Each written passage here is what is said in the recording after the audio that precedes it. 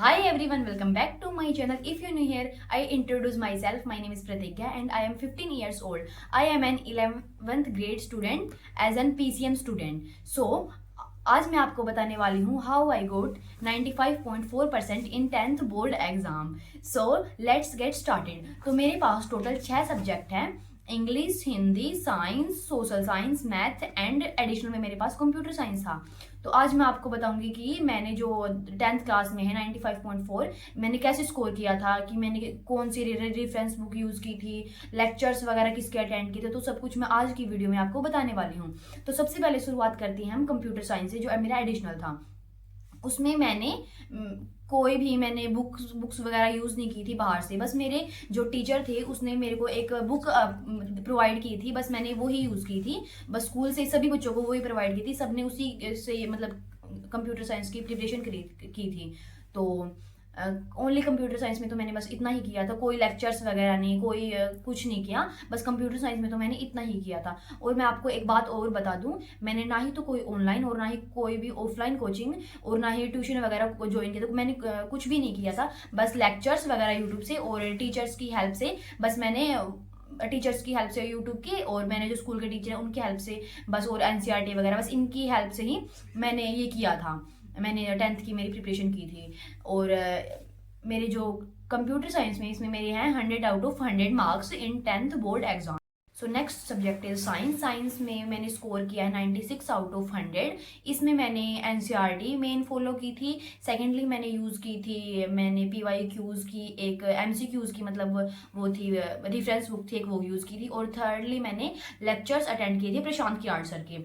और लास्ट में जब पेपर का मतलब टाइम आ गया था, उस टाइम मैंने रिविजन लेक्चर फॉलो किए थे अलग सर के. मैं यहाँ पे स्क्रीन पर लगा दूंगी, देख लीजिए आप. और रेफरेंस बुक मैंने जो ये की थी वो एमसीक्यूज़ के लिए वो ये थी, ये देख लीजिए आप. और मैंने मतलब ऐसे ही साइंस की प्रिपरेशन मैंने कुछ ऐसे की थी. और मैंने मेन एनसीईआरटी बिल्कुल ज़्यादा फॉलो की थी. एनसीईआरटी मैंने पूरी साल कंप्लीटली की है, मैंने कभी भी एनसीईआरटी तो छोड़ी ही नहीं है. और अगला सब्जेक्ट है हमारा सोशल साइंस. सोशल साइंस में हाँ मैंने स्कोर किया है 96 आउट ऑफ 100.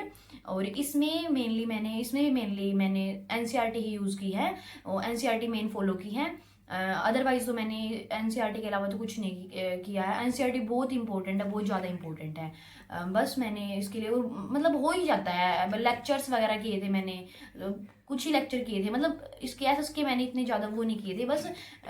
और हाँ एसएस में आपको एक बात और बताती हूँ इंपॉर्टेंट. मेरे पास जो सोशल साइंस था वो मेरे पास हिंदी मीडियम में था, इंग्लिश मीडियम नहीं था. तो इसलिए मेरे से इजी से हो गया था. और मैं आपको अगेन बताती हूँ, मेरे 96 आउट ऑफ 100 मेरे मार्क्स थे सोशल साइंस में. तो नेक्स्ट सब्जेक्ट है मेरा हिंदी.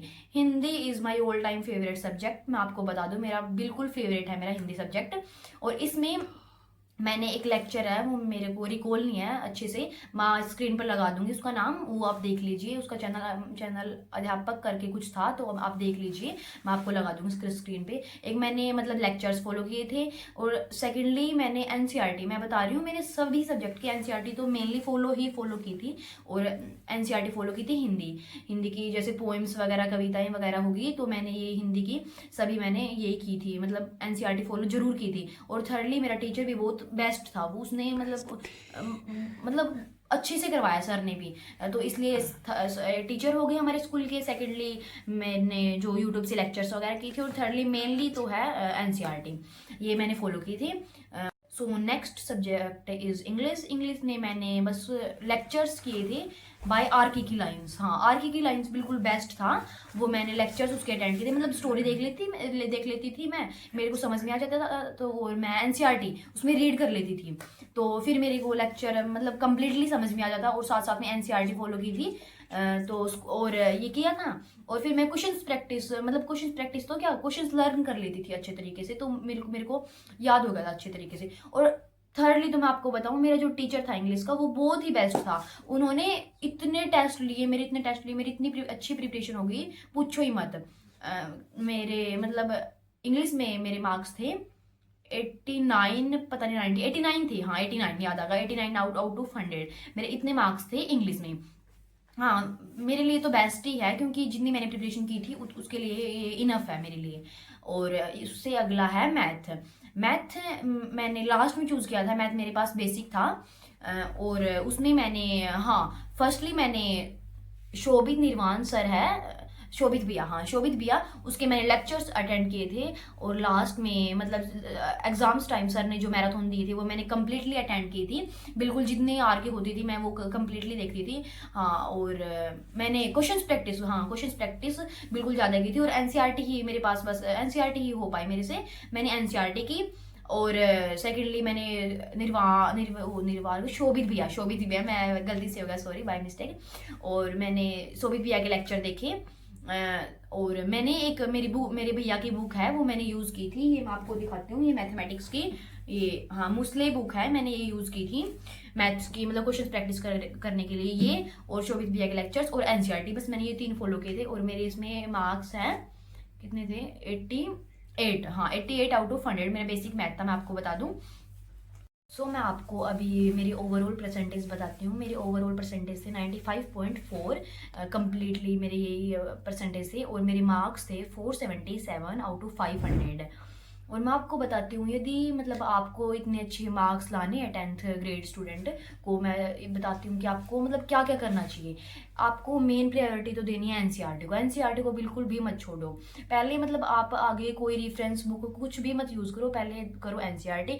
यदि आपसे एनसीईआरटी हो रही है तो उसके बाद आप जाओ रेफरेंस बुक पर, ये हो गया। और मतलब आप किसी बैच वगैरह को, यदि मतलब कुछ आपने ऑनलाइन ले रखा है, ऑफलाइन कुछ भी ट्यूशन वगैरह ज्वाइन किया, तो उसको आप फॉलो अच्छी तरीके से करो, कंसिस्टेंट रहो उसमें, मतलब उसके जो वो करवा रहे हैं वो करो। और मेनली जो हम मतलब तुम्हारे स्कूल में जो टीचर्स हैं वो जो मतलब डेली की डेली काम दे रही हैं वो डेली वेज करते रहो। और मतलब यूनिट टेस्ट होते हैं, हाफ ईयरली होती है, प्री बोर्ड्स होते हैं, इनको मतलब साथ साथ लेके चलो कि मेरी यूनिट टेस्ट आ रही है तो यूनिट टेस्ट का सिलेबस करो, हाफ ईयरलीज आ रहे हैं तो वो हाफ ईयरली करो, प्री बोर्ड को सीरियस लो, मतलब सैंपल पेपर लगाओ। ऐसे मतलब कंसिस्टेंट रहोगे तो आगे मतलब होता रहेगा।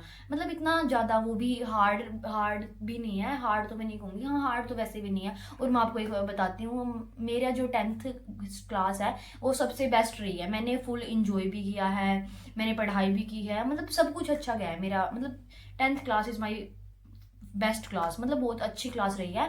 और मेरे मेनली तो मैं आपको बताऊं, जो मेरे 95.4 परसेंटेज आए, मेरे भैया भी थे तो उसके 93% आए हैं, तो उसने भी अच्छा ही किया था, वो मेरे को गाइडेंस देते रहे साथ साथ।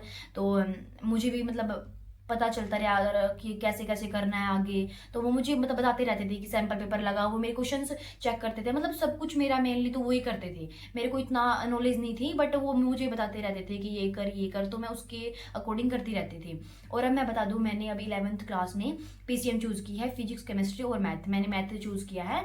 और अब मैं आगे मतलब मैं इसी चैनल पे मैंने अभी अभी खोला है 11th क्लास में। और अभी मैं इसमें मेरी स्टडी जर्नी मतलब कम्प्लीटली इसी मतलब 11th क्लास से शुरू करती हूँ। तो यदि आपको पसंद आए तो please like share and subscribe वगैरह आप कर लीजिए, और मतलब मेरे चैनल को फॉलो करते रहिए यदि आपको पसंद आए तो। एनीवेज कोई ज़रूरत नहीं है। तो that's all for today's vlog. Bye guys, subscribe for such more videos and see you in the next one. Bye.